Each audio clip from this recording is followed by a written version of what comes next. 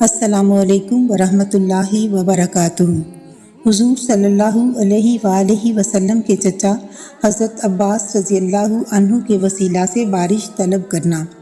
حضرت انس رضی اللہ عنہ سے مروی ہے کہ جب قحط پڑ جاتا تو حضرت عمر بن خطاب رضی اللہ عنہ حضرت عباس بن عبد المطلب رضی اللہ عنہ کے وسیلہ سے بارش کی دعا کیا کرتے تھے اور بارگاہ الہی میں یوں عرض کرتے: اے اللہ، ہم تیری بارگاہ میں اپنے نبی مکرم صلی اللہ علیہ وآلہ وسلم کو اپنا وسیلہ بنایا کرتے تھے اور تو ہم پر بارش برسا دیتا تھا۔ اب ہم تیری بارگاہ میں اپنے نبی مکرم صلی اللہ علیہ وآلہ وسلم کے چچا جان کو وسیلہ بناتے ہیں، بس ہم پر بارش برسا۔ راوی نے بیان کیا، اس طرح ان پر بارش برسا دی جاتی۔ حضرت عبداللہ بن عمر رضی اللہ عنہما سے مروی ہے کہ حضرت عمر بن خطاب رضی اللہ عنہ نے عام الرمادہ یعنی قحط و ہلاکت کے سال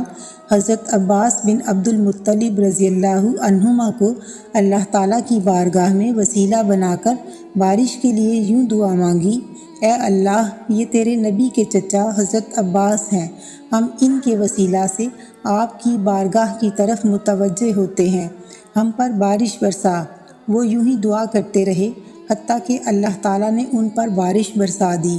پھر حضرت عمر رضی اللہ عنہ نے لوگوں سے خطاب فرمایا: اے لوگو، حضور نبی اکرم صلی اللہ علیہ وآلہ وسلم حضرت عباس رضی اللہ عنہ کو ویسے ہی سمجھتے تھے جیسے بیٹا باپ کو سمجھتا ہے۔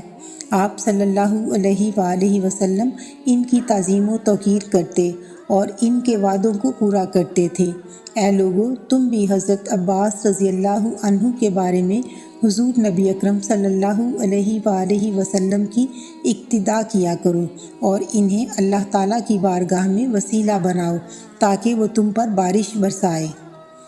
امام عسقلانی نے فتح الباری میں بیان کیا کہ جب حضرت عمر رضی اللہ عنہ نے بارش کے لیے بارگاہ الہی میں حضرت عباس رضی اللہ عنہ کو بطور وسیلہ پیش کیا تو حضرت عباس رضی اللہ عنہ نے یہ دعا کی: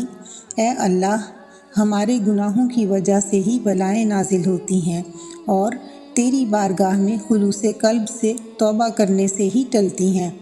اس قوم نے تیرے نبی صلی اللہ علیہ وآلہ وسلم کے ساتھ میرے تعلق کا وسیلہ اختیار کیا ہے اور ہمارے یہ گناہگار ہاتھ تیری بارگاہ میں اٹھائے ہوئے ہیں اور ہماری پیشانیاں توبہ کے لیے تیری بارگاہ میں جھکی ہوئی ہیں، پس تو ہمیں بارش عطا فرما۔